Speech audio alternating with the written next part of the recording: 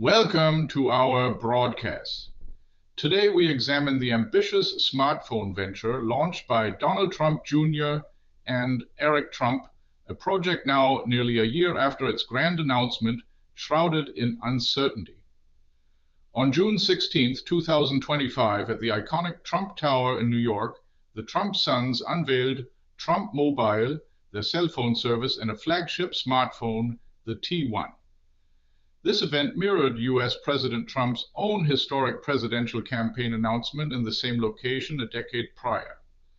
The T1, a distinctive gold phone with an engraved American flag, was promoted for real Americans seeking true value. A primary selling point was the promise of being entirely manufactured in the United States, aligning with US President Trump's domestic production policies.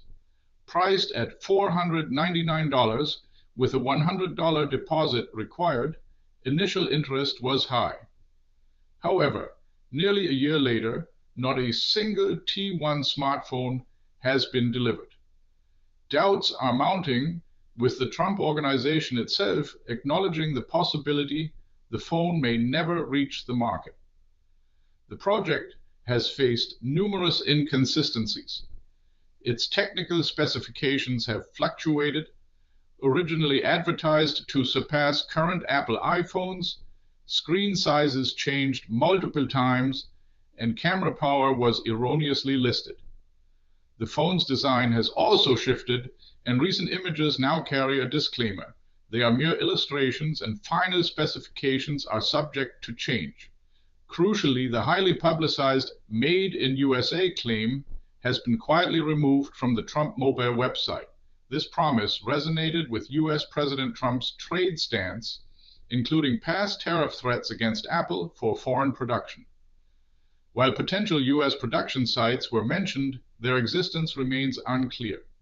The registered corporate address in Florida is an attorney's office in Palm Beach Gardens. Experts, like Professor Ting-Long Dai from Johns Hopkins University, strongly doubt the feasibility of producing a smartphone entirely in the United States under current conditions. Professor Dai called it absolutely impossible to domestically manufacture all components, estimating at least 5 years would be needed to establish such infrastructure. A fully US-made phone would also be significantly more expensive, potentially costing thousands of dollars more than current models like the $799 iPhone 17. The T1's release date has been repeatedly postponed. Originally slated for September of last year, the Trump Mobile website now lists no specific date. Executives stated in February that the smartphone received regulatory certification and awaited T-Mobile approval by mid-March, but no update has followed. The company's updated terms and conditions, renewed in early April, include critical disclaimers. They state delivery dates were non-binding estimates, and Trump Mobile assumes no guarantee that the device will come to market. Notably, the website now also offers refurbished Apple and Samsung models with the Trump Mobile service. The fate of the $100 deposits remains uncertain. While full refunds can be requested if the phone hasn't been delivered, an automatic refund is only promised if production is officially discontinued. The total number of pre-orders, reportedly hundreds of thousands, remains unverified by Trump Mobile. These inconsistencies have drawn political attention. In January, Senator Elizabeth Warren of Massachusetts and other Democratic representatives wrote to the Federal Trade Commission, or FTC, alleging misleading advertising and fraudulent practices by Trump Mobile, particularly regarding the Made in USA claim. Neither the FTC nor the Trump Organization has responded to inquiries.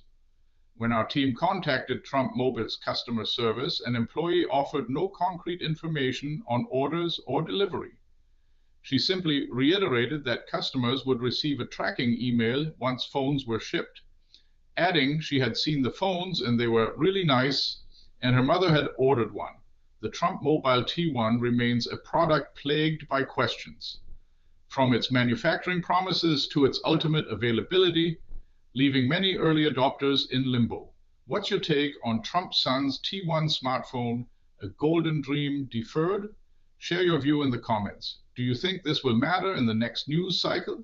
This video was generated using artificial intelligence.